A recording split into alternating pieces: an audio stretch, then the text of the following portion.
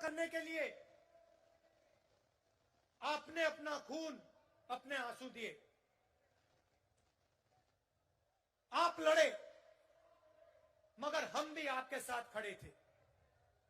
Congress party ने भी आपके साथ ये लड़ाई लड़ी और अंत में कांग्रेस पार्टी ने और सोनिया गांधी जी ने ये काम पूरा करके तेलंगाना की जनता को दिया। और भाई और बहनों, आप ये मत भूलिए, ये काम कांग्रेस पार्टी के लिए आसान नहीं था। कांग्रेस पार्टी को नुकसान हुआ, हमें मालूम था कि हमें नुकसान होने जा रहा है, मगर हम तेलंगाना की जनता के साथ खड़े हुए और हमने मिलकर, आपके साथ मिलकर आपको नया प्रदेश दिया। आपने सोचा था कि तेलंगाना की जनता की सरकार बनेगी, किसानों की सरकार बनेगी, मजदूरों की सरकार बनेगी, गरीबों की सरकार बनेगी। पता लगा जनता की सरकार नहीं बनी। आज तेलंगाना में कहा जाता है कि चीफ मिनिस्टर है, मगर ये चीफ मिनिस्टर नहीं है, ये राजा है। राजा और मुख्यमंत्री में क्या फर्क होता है?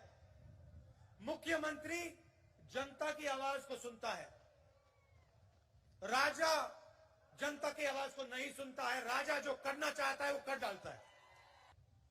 मुख्यमंत्री लोकतंत्र में भरोसा करता है, मुख्यमंत्री जनता की बात सुनकर निर्णय लेता है। राजा को लोकतंत्र से कुछ लेना देना नहीं, जो राजा के दिल में आता है वो राजा कर देता है। यह फर्क है। छत्तीसगढ़ में हमारी सरकार है। चुनाव के समय हमने 2 वायदे किए थे, बड़े वायदे किए थे। पहला वायदा कि छत्तीसगढ़ के किसानों का हम कर्जा माफ करके दिखा देंगे, और दूसरा वायदा पैडी को हम 2,500 रुपए में खरीदेंगे। किसानों ने हमें कहा कि हमें कर्जा माफी की जरूरत है और हमें 2,500 रुपए आप दीजिए।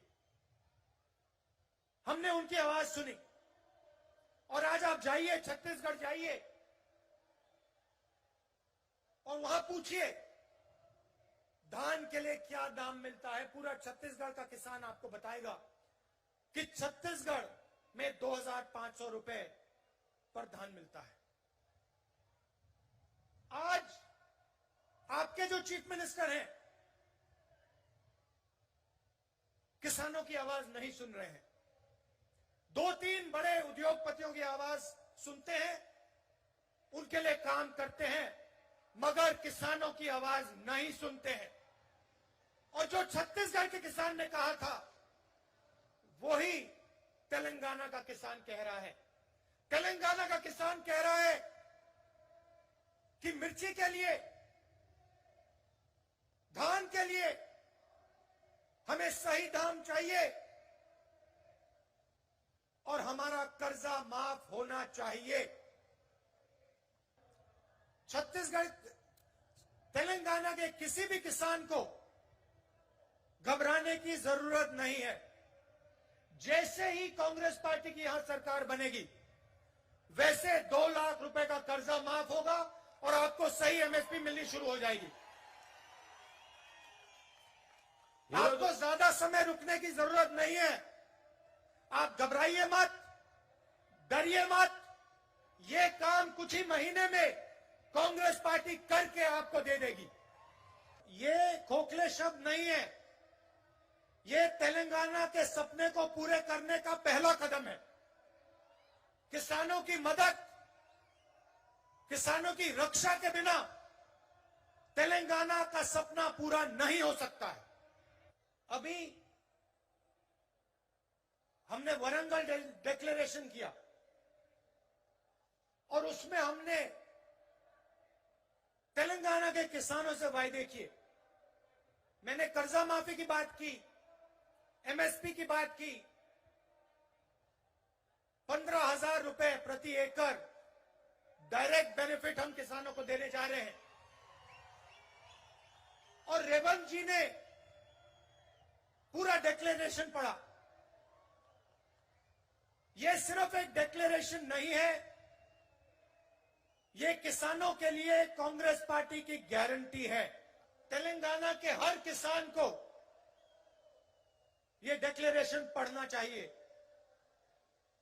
और जब आप इस डिक्लेरेशन को पढ़ेंगे, आप ये बात याद रखिए कि इस डिक्लेरेशन का हर शब्द